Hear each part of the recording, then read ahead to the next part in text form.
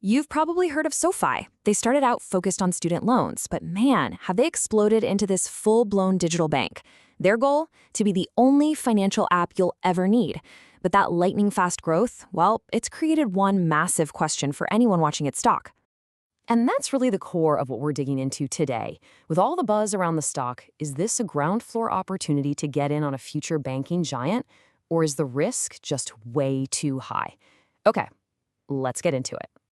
So, here's our game plan. First, we're going to explore the bull case, that whole Superapp dream. Then, we'll flip the script and look at the bear case, the very real challenges they're facing.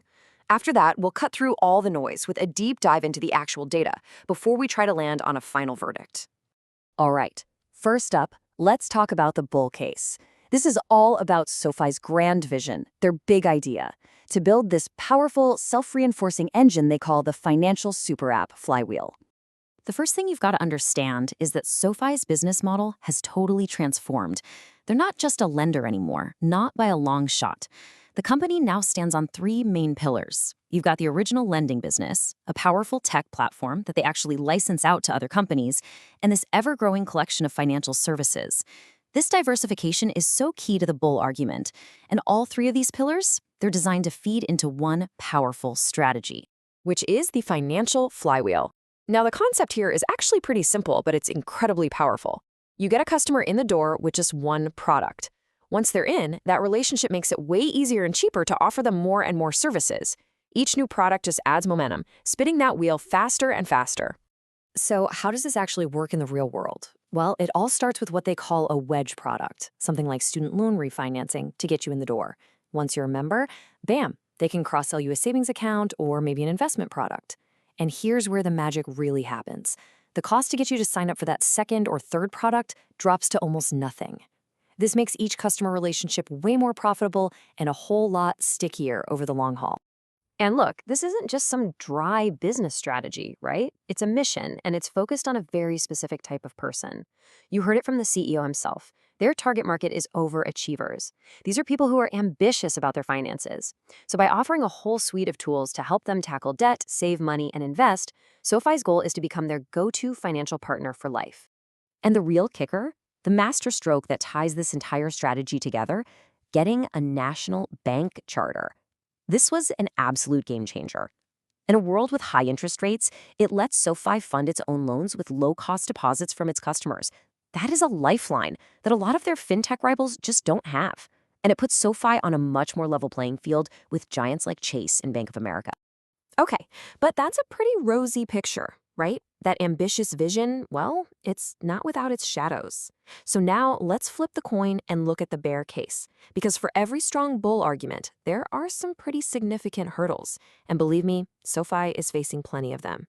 First off, let's be real. The competition in fintech is absolutely brutal. I mean, SoFi's projected 58% year-over-year growth is impressive for sure, but it starts to look a little slower when you put it next to more specialized competitors like Upstart, which at one point was projecting a mind-blowing 157% growth. This raises a huge question for the bears. By trying to do everything, is SoFi spreading itself way too thin? And you know, sometimes the devil really is in the details. This quote from a Reddit user highlights a real-world problem. SoFi offers crypto trading, which is great, but its 1% fee is just not competitive. Think about it. If you're building a super app, every single product has to be top-notch. If it's not, why wouldn't I just go somewhere else for that one thing? You know, that bank charter we talked about? It's a classic double-edged sword. On one hand, you get that cheap funding, but on the other, you get a mountain of regulations and compliance costs, which SoFi even details in its own financial filings. This creates a massive risk in just executing the plan. Can a fast-moving, innovative fintech culture really survive in the slow, careful world of banking? And that's all before you even start to think about things like inflation, interest rates, and potential stock dilution, which, is when they issue more shares and your piece of the pie gets a little smaller.